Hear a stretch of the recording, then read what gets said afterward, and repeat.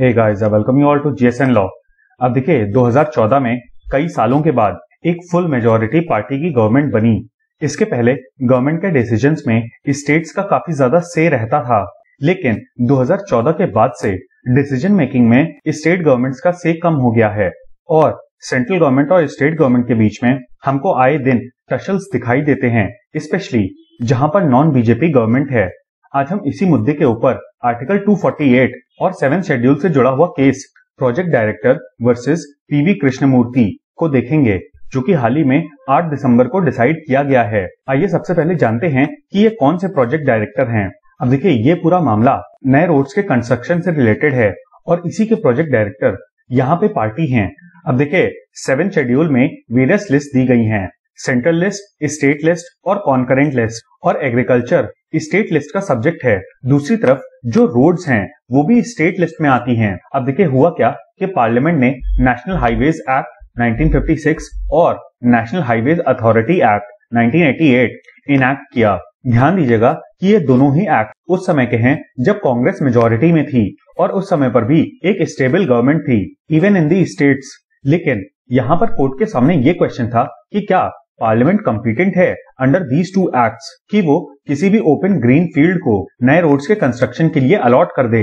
इस पूरे केस पर ऑनरेबल सुप्रीम कोर्ट की 3 जजेस की बेंच ने अपना जजमेंट दिया है। आइए देखते हैं कि इन्होंने क्या कहा। यहाँ पर सबसे पहले कोर्ट ने कहा कि हमारे संविधान में कोई भी ऐसी चीज नहीं है जो कि पार्लियामेंट की पावर्स को रेस्ट्रिक्ट करता हो regarding any land being declared as land for national highway.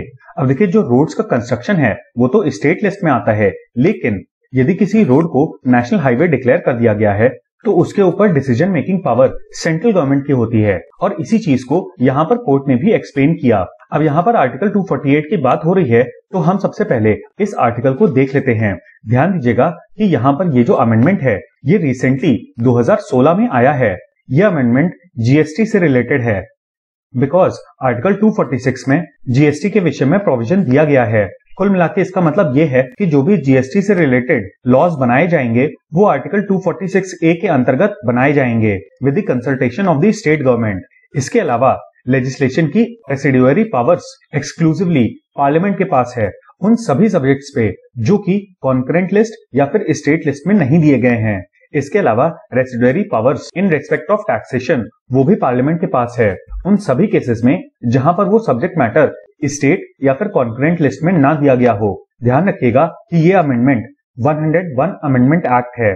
इसी से आपको ये भी पता चलता है कि ये जीएसटी से रिलेटेड अमेंडमेंट्स भी 2016 में आए हैं। इस अमेंडमेंट की इम्प्लीमेंटेशन की डेट भी आप याद रखिएगा, 1 जुलाई 2017 को जीएसटी आया था या फिर हम कहें जीएसटी इम्प्लीमेंट किया गया था और इसके करीब 1 साल पहले 16 सितंबर को ये अमेंडमेंट आया है। अब देखिए आर्टिकल 248 से रिलेटेड एक बहुत ही लैंडमार्क केस है, union of India versus HS Dhillon. ये केस 1971 का है और इसी वजह से ये आपके किसी भी एग्जाम में पॉलिटी के पॉइंट में आ सकता है। इस केस में ऑनरेबल सुप्रीम कोर्ट ने कहा था कि इस आर्टिकल की लैंग्वेज बहुत ही सब्सटैंटिव है, मतलब बहुत ज्यादा एक्सप्लेन नहीं किया गया है, लेकिन इसका स्कोप काफी ज्यादा वाइड है और ये शेड्यूल 7 की किसी भी एक एंट्री से निगेट नहीं हो जाएगा।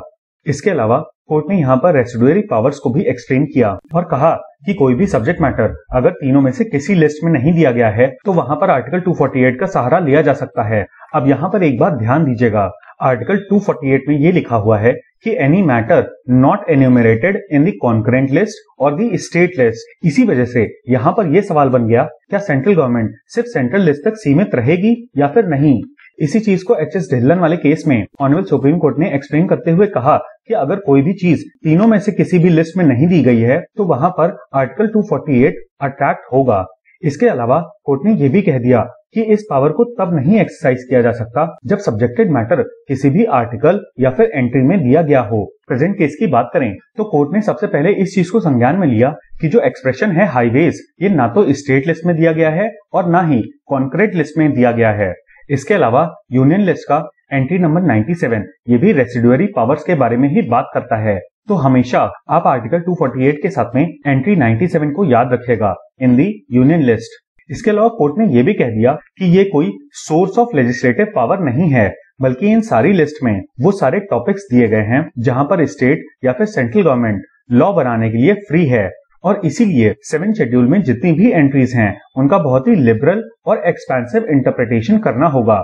अब जो हाईवेज वाला पॉइंट है ये यूनियन लिस्ट की एंट्री नंबर 23 में दिया गया है और इसी के हिसाब से पार्लियामेंट उन मैटर्स को देख सकता है जहां पर हाईवेज को नेशनल हाईवे डिक्लेयर किया गया हो बाय दी पार्लियामेंट यानी कि सेंट्रल गवर्नमेंट, और इसी के तहत किसी भी स्ट्रेच ऑफ रोड को नेशनल हाईवे डिक्लेयर कर सकता है। अब यहाँ पर क्वेश्चन ये था कि क्या ये पावर सिर्फ एग्जिस्टिंग हाईवेज पे लागू होगी या फिर अपकमिंग हाईवेज पे भी लागू होगी। मतलब गवर्नमेंट ने जो लैंड एक्विजिशन किया है in order to construct national highway, ऐसा क्या सेंट्रल गवर्नमेंट कर सकती है? इसके ऊपर कोर्ट ने कहा कि आर्टिकल 248 की पावर्स सिर्फ एग्जिस्टिंग हाईवेज तक ही सीमित नहीं है। इसके अलावा कोर्ट ने कहा कि जहां पर भी क्वेश्चंस लेजिस्लेटिव कॉम्पिटेंस के उठते हैं वहां पर किसी भी लेजिस्लेशन को एज अ होल एग्जामिन करना चाहिए in respect to the list of the 7 schedule.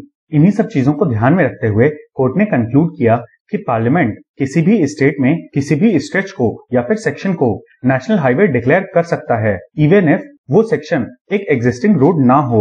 यहाँ पर कोर्ट ने एक और चीज अपनी तरफ से क्लियर कर दी कि ऐसे केसेस में सेंट्रल गवर्नमेंट के पास ही सारी एग्जीक्यूटिव पावर्स हैं in respect of execution and issuing of directions to the state government for the purposes of national highways act. तो ये था हमारा एनालिसिस ऑनरेबल सुप्रीम कोर्ट के उस जजमेंट का जिसमें आर्टिकल 248 के विषय में कहा गया है। उम्मीद है कि आपको ये वीडियो पसंद आया होगा। इस वीडियो का PDF आपको हमारे टेलीग्राम चैनल पे मिल जाएगा। और हाँ, please don't forget to like, share and subscribe. Thank you. जय हिंद।